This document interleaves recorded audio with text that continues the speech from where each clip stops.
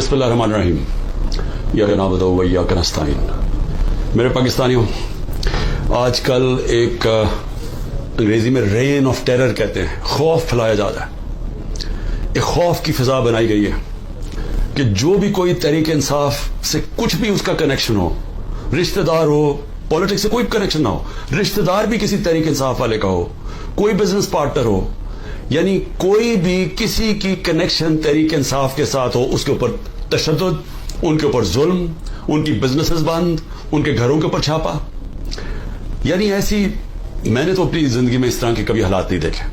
हम सिर्फ पढ़ते होते थे, फिल्मों में देखते थे कि जो हिटलर का जर्मनी था, जिसको नाज़ी जर्मनी कहते हैं, उधर हम इस तरह की चीजें सुनते थे कि रात के छापे पड़ रहे हैं, रात को घुस गए हैं हथियार पकड़े हुए लोग 79 शहरियों के पास और उनको घर तोड़ दिया, उनको पकड़ के ले गए। जिसको पकड़ने आया, अगर वो नहीं है तो जो मर्जी मिला उसको पकड़ के ले गए। ये हम तब सुनते थे कि एकदम गायब हो जाते थे लोग, पता ही नहीं चलता था किधर गए हैं। जिस तरह अब आजम खान का पता चला, उसकी फैमिली का, कि आजम खान जो मेरे प्रिंसिपल सेक्रेटरी थे, वो रात से पता गायब हुए, पता ही नहीं किधर गए हैं, तो उनको उठा के ले गए। जिस तरह इमरान रियाज से हुआ है, उसके घर वाले बैठे हैं, उसकी बीवी है, उसके बच्चे हैं, पता ही नहीं, अदालत कह रहा है प्रोड्यूस करो, पता ही नहीं किधर ले गए जी, हमें पता ही नहीं किधर चला गया। और ये कितनी और कहानी है। घरों में आते हैं, कहीं से उठा लेते हैं, ले जाते हैं, गायब कर देते हैं। और हमारी अदालतें, और मैं आज सलाम करता हूं उन जजेस को जो इस सारी मुश्किलात और धमकियों के बावजूद, जजेस को धमकियां दी जाती हैं, उनको भी बताया जाता है कि आपकी टेपें हैं, आपका ये है, आपकी हमारे पास फाइलें बनी हुई हैं, उनको भी ब्लैकमेल किया जाता है। तो उसके बावजूद कई ऐसे जजेस खड़े हैं कि इसके बावजूद वो पूरा इंसाफ देने की और अपने शहरियों को प्रोटेक्शन देने की, उनकी हिफाजत करने की कोशिश करते हैं। और मैंने तो खुद देखा है जजेस को कि कई जजेस किस तरह खड़े हुए हैं, इन मुश्किल बर्बरियत के दौर के अंदर भी वो खड़े हुए हैं। लेकिन जो मुझे अफसोस है वो ये कि कभी भी हमारे मुल्क में चादर और चार दीवारी की इस तरह बेहुरमती नहीं हुई जो आज हो रही है।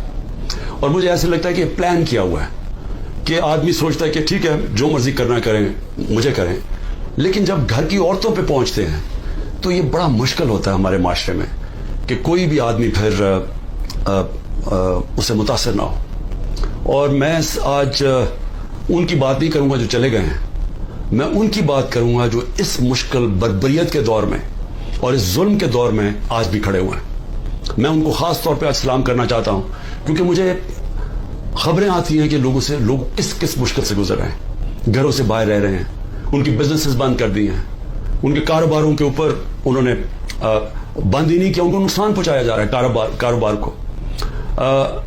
उनके जो उनका रोजी कमाने के तरीके हैं, उनके ऊपर अटैक किया इन्होंने। उनको पूरी कोशिश किया इन्होंने कि किसी तरह वो जादू के लफ्ज कह दे कि मैं तहरीक इंसाफ छोड़ रहा हूं। तो हर किस्म का प्रेशर डाला हुआ है। तो मैं उनको आज सलाम करना चाहता हूं जिनके घर तोड़े हैं इन्होंने, और उसके बावजूद वो भी आज खड़े हैं, और जिन्होंने अपने बीवी बच्चे छुपा दिए हैं कहीं, क्योंकि ये औरतों पे पहुंच जाते हैं। और मैं कभी नहीं सोचता था कि मेरे मुल्क में ये वो दौर आएगा कि औरतों को इस्तेमाल किया जा रहा है सिर्फ एक चीज कि किसी ना किसी तरह इमरान खान का साथ छोड़ो। यानी ऐसी कभी मैंने नहीं सोचा था कि किसी मुल्क में भी ऐसे होगा कि सिर्फ उसको एक आदमी को शिकस्त देने के लिए, या एक आदमी को क्योंकि हमने कांटा लगा दिया एक आदमी पे, वो ना वापस आ जाए, उसके लिए हर किस्म का हरबा, जिसमें औरतों को इस्तेमाल किया जा रहा है, बच्चों को इस्तेमाल किया जा रहा है।